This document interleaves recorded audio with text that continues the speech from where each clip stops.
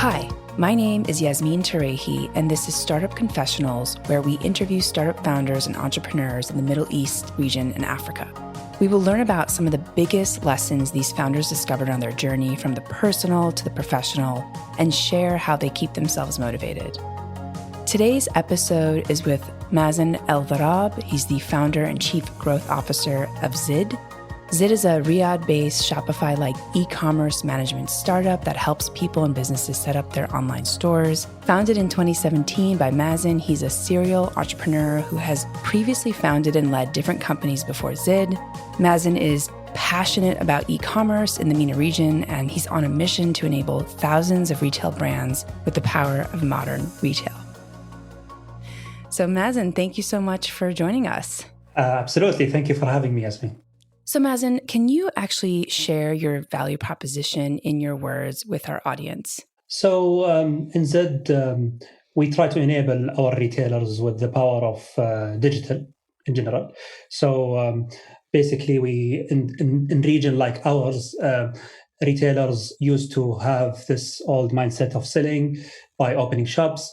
E-commerce is picking up lately very nicely in the region. So a lot of retailers are thinking of, we're thinking of transiting to online selling. Our value proposition is simply to smoothen that transition for them by not only providing them with the technology, which is, I would say, important part, but only integrating them with the ecosystem players like shipping, payment, and service providers. So they would be able to continue their journey in selling online and expand their businesses. And why did you start this company? Why did you want to solve this particular problem?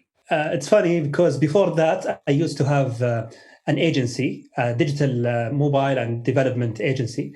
And we used to do a lot of professional services, helping those retailers in building technologies for them. And one thing that we've seen lately, and that wasn't back in 2012, a lot of people are starting to ask, can you guys help us to build a store, web stores, online stores? And through three years of our work, we did around 12 e-commerce projects. None of them were able to generate any orders. That was frustrating to me because I got my money and we delivered the project. However, deep inside, it was weird. Why they did not sell? Why did not they started online and start selling, although they've paid for this solution? And that actually helped us to start thinking about what's the problem.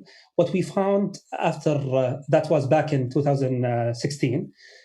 It's not only the reason why they didn't sell, that they didn't have their online stores. The reason was they had the website, however, it wasn't integrated with any payment gateways. They were struggling finding a shipping company suitable for them. That time, prices of shipping companies were skyrocketed, and they lack the digital marketing knowledge of how to market and sell or reach their online customers. They thought it's similar to the stores. If they open the stores, people will come. I wish that was the case in online commerce. Actually, in online, if you open your store, it's like opening a shop in the middle of nowhere. You have to drive traffic to it. So a lot of offline retailers would not realize this until after 3 months of their online kickoff, they would see there's no traffic, there is no sales coming. They would normally slow down their investment in online, or they would shut it down. So we thought, if we want to continue, why not to productize this service and offer it in a easy manner and targeting different segments and make it affordable. And here comes the power of software as a service. We bring that solution to as much as retailers we could at that time, and we developed our product based on the market's needs and the requests that we received. As I said earlier in the intro, we did not only offer the technology because that was easy, but the value proposition is what comes after the technology, which is the integration with the third-party solutions, plus the education and enablement part, which is also a very important factor for their success. That helped us to reach today around 5,500 customers all across Saudi Arabia and GCC.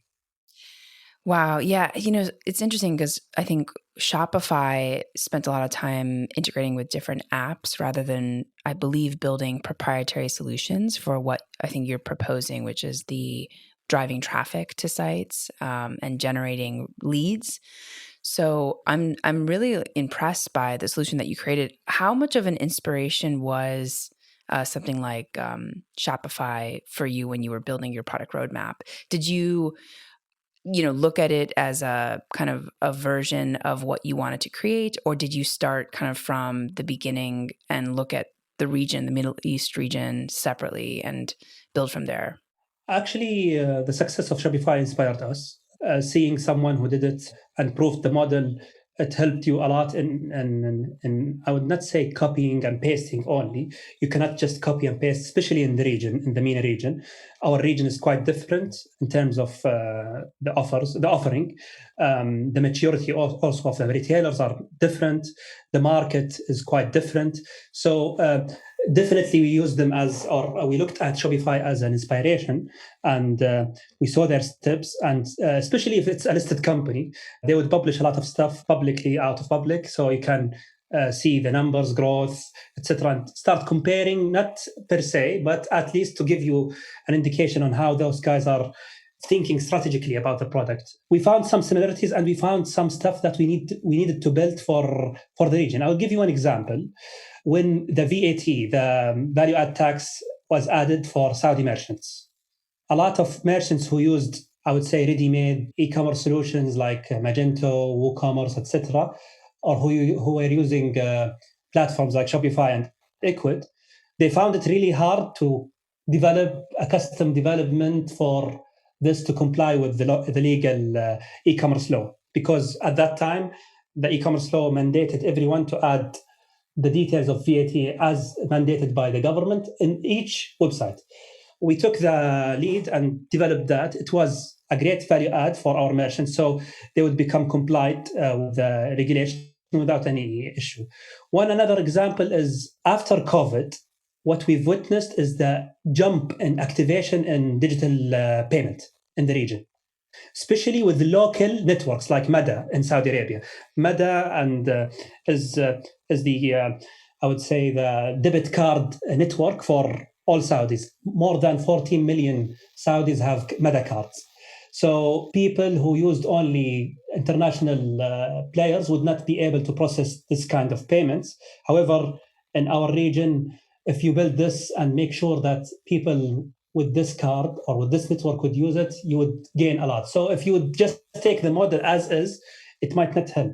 That being said, a lot of inspiration, learning from a technical perspective, and also from a community building perspective. You mentioned, Yasmin, the app market, which is a great way how Shopify enabled the community. We launched in early this year a developer community and app market. Within less than 2 months, 170 developers registered. I was in total shock. I would never thought we have that much developers in the region. But again, you will be surprised how markets and players would take you in this region. So, Mazen, I want to go back to the COVID and the pandemic and how that may have affected your business. I imagine that e-commerce slowed down quite a bit last year. How do your priorities shift based on where your company is at, and how do you troubleshoot when you are facing adversity? In our case, and especially in Saudi Arabia, some retailers faced something that they've never faced during their existence, which is the close down of shops in the retail sector. So the full lockdown forced those retailers to expedite their online, I would say, or digitization efforts. A, they have time. B, they have the resources. All the resources of the company is willing to now go online. So our issue at that time, during the epidemic, was how to cater for this demand.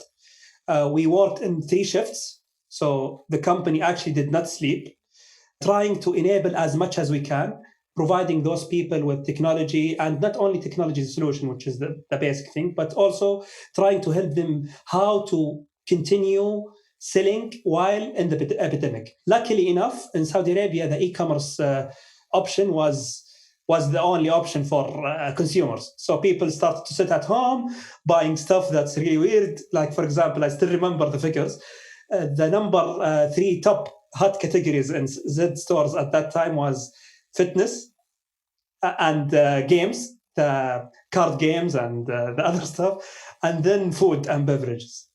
So those in the normal days would not be the top 3. But during that epidemic, we saw a lot of people rushing and opening their stores. My favorite example here is a company who started to sell ice cream. They were founded 30 years ago, and all their sales were only to grocery shop. They would never thought to target the end consumer. In the epidemic period, they opened up their stores, online store, and starting delivering ice cream to people. I thought this would go away after the epidemic. Luckily enough, they're still selling today, and they are one of our top 100 merchants. Wow. So these kind of examples inspires you and tell you that, yes, the epidemic was unfortunate for a lot of people. However, for our sector or for our business model, it forced a lot of retailers to go online, not by choice, but by force. And then after the epidemic, we were afraid that they will shut it down, but they continued. Wow. So interesting and so fun. I love that. So what kind of, in terms of adversity that you may have faced, even beyond just the pandemic, what are some ways that you motivate yourself to kind of stay grounded in the face of raising money, of, talking to your customers, building your product roadmap? How do you, I guess, emotionally regulate the journey that you're on? We've talked to a lot of founders, and oftentimes there's a little bit of a roller coaster. So how do you kind of self-regulate? Yeah, that's a tough one. That's the destiny of any entrepreneur. If someone decided to become an entrepreneur, especially an entrepreneur with investors' money, or a public company even, this will put more, I would not say pressure, but more responsibilities on your shoulders. You need to deliver, of course, and delivery means that you would hustle until you figure it out. Our challenges in each stage of a startup were different. So, for example, during our first round in the setup, the challenge was how to get our first 10 employees, how to convince people with an idea that has not been born yet. Trying to be the salesman, not for your product, but for your vision. It's something that a lot of founders really found it hard to do. And I actually found it very hard to do at the beginning. So how can you, for example, sit with Yasmin or sit with Sultan and tell him, hey, look at this. And when he asks you for a number, or they ask you for numbers, you'd say, I don't have really numbers, but I believe this is the future. This is one hard thing that a lot of entrepreneurs face, and I faced it myself. Then fast forward during the product market fit, how to find the right customers. You will be, I would say, exposed to do everything. You can do everything, but is it right to build everything in the product, or to focus on what matters? So how to talk to the customers, validate the idea, being able to I would say, push to the market a product that you will, 3 years from now, you would say, how on earth I was able to publish this product that is not fully designed or fully featured product without feeling ashamed. This is another thing that I found it really challenging. And then later, how can you really build a product and a company that people trust and pay for it? Pay for the service that you are giving and continue paying. And this is a challenge for all SaaS companies. It's not only about acquisition or acquiring new customers, but also how to keep your customers happy. That's a big challenge. One thing I've learned the hard way, sometimes you just need to spend good regular time with talking to your customers, even if you are not hearing from them the good stuff. So for me, for example, I'm exposing all of my contact information online. So any unhappy customers or any feedback I would love to hear. I like to hear the bads more than the goods, to be honest. And then one thing I've seen in our company culture is how to make not only the numbers of the customers or the performance, but also hearing from them to build our roadmap. That's a very important thing. They know the product better than us because they are the users. They are the end users. As I said, we have 5,000 use cases or merchants who are using our product differently. If you sit on your desk and look at Google Analytics, for example, or any tools, they will just give you numbers. They will not tell you how those people are using the product and what are the pains that are seeing or facing during their use. This you will never get until you sit with them, talk to them, build partnership with them. That's why building a community of your users is not a fancy thing to do. It is a core thing for your product, and it helped us big time.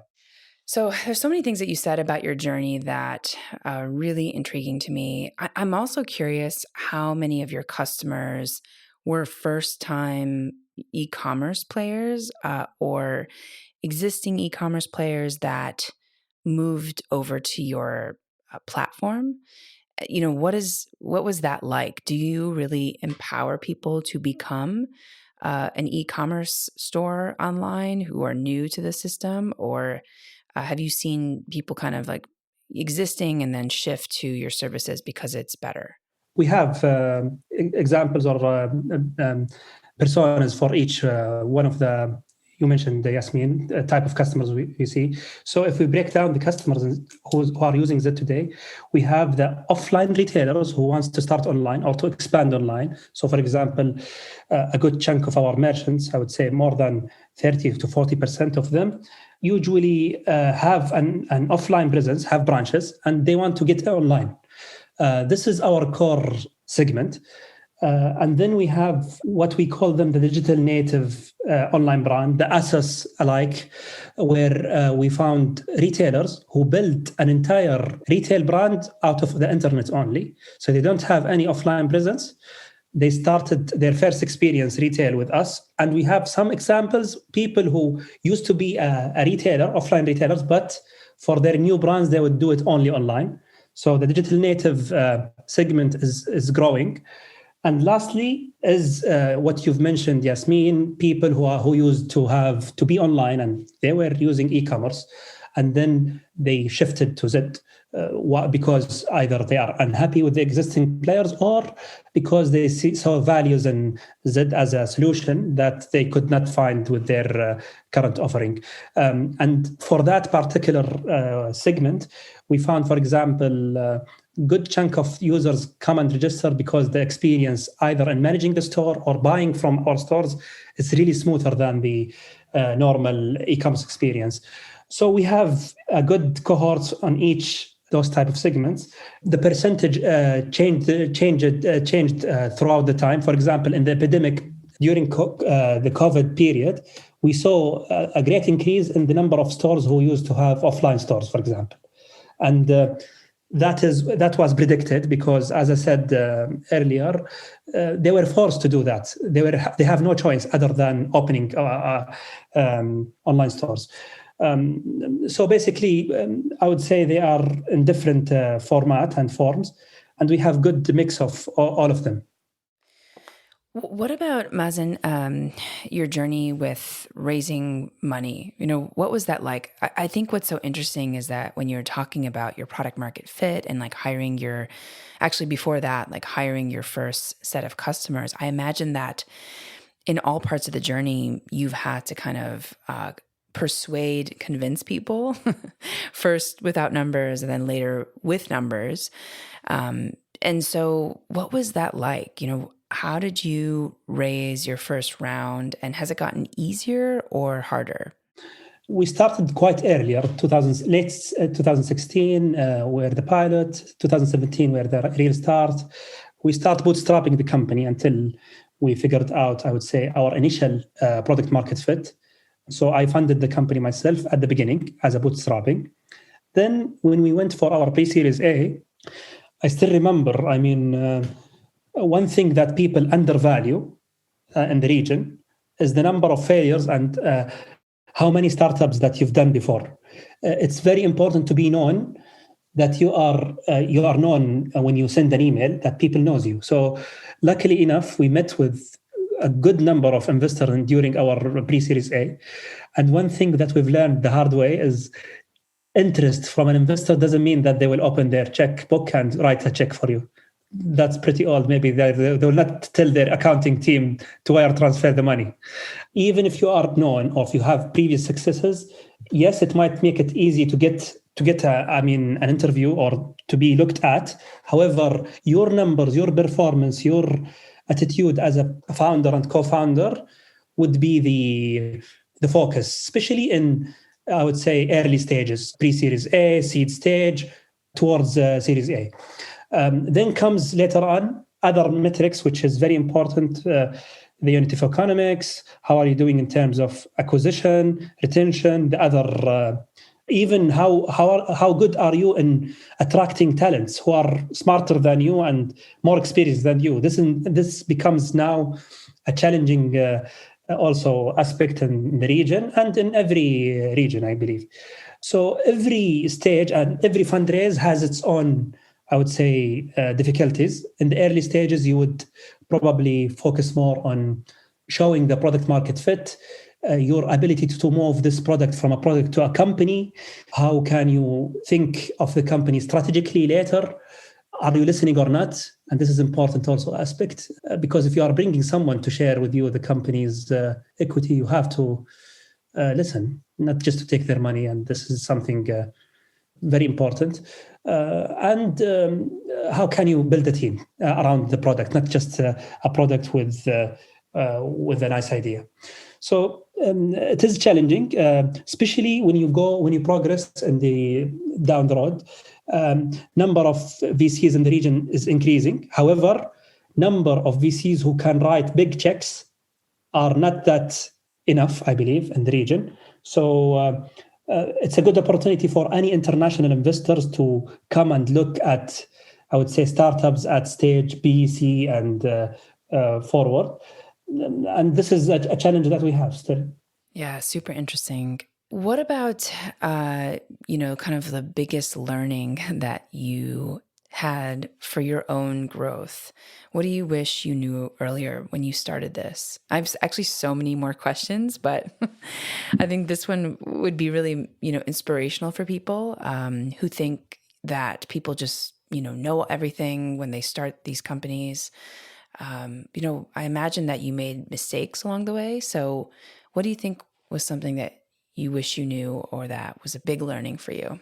I would say focusing on not only building a product, but also building a product that actually gets you customers. That's a very important aspect. And you would never know that by sitting in your office and coding or designing or sketching but absolutely you learn it by going out of the building and meet customers and genuinely listen to them.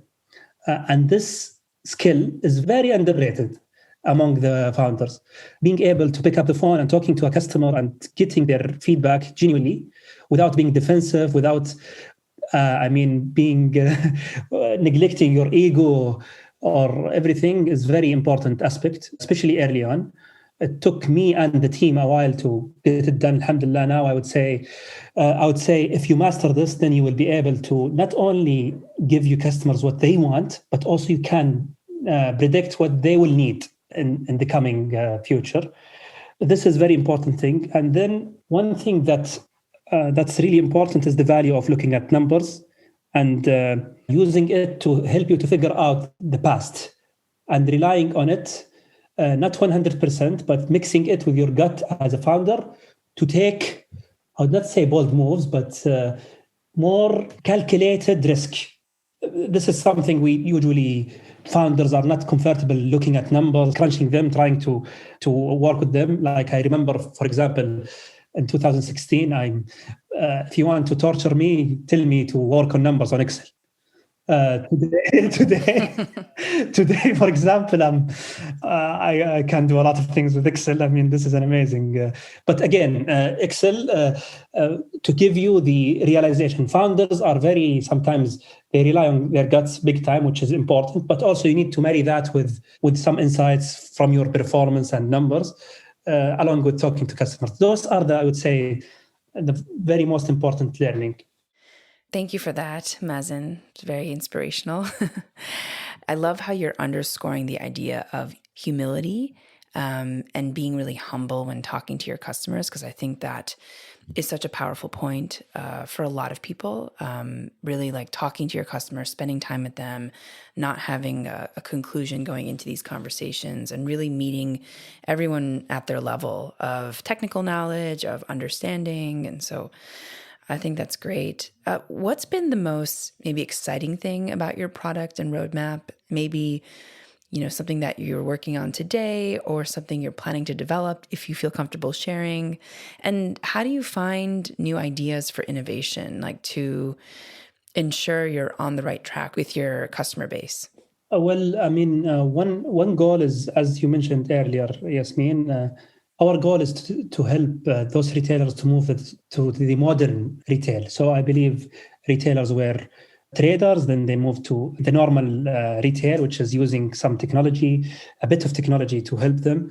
Now is the era of modern retail, I would say.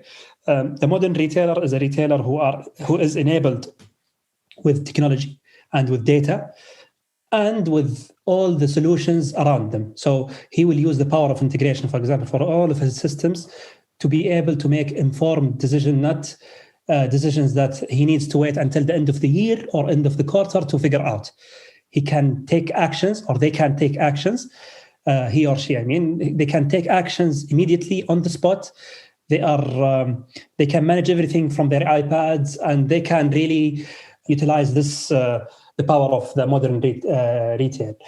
In order for us to enable them, this is nicely put in terms of marketing, but for us to do that from the back end side, you will need to not only build one thing, you need to build one thing and make it integrated and I would say talking to other systems with a smooth way, technically and from a product perspective, and then simplify it for the end customer from a UX standpoint. So what we are trying to do today in Zed, we are in a journey that we try to integrate as much as we can. That's why we launched our app market early this year.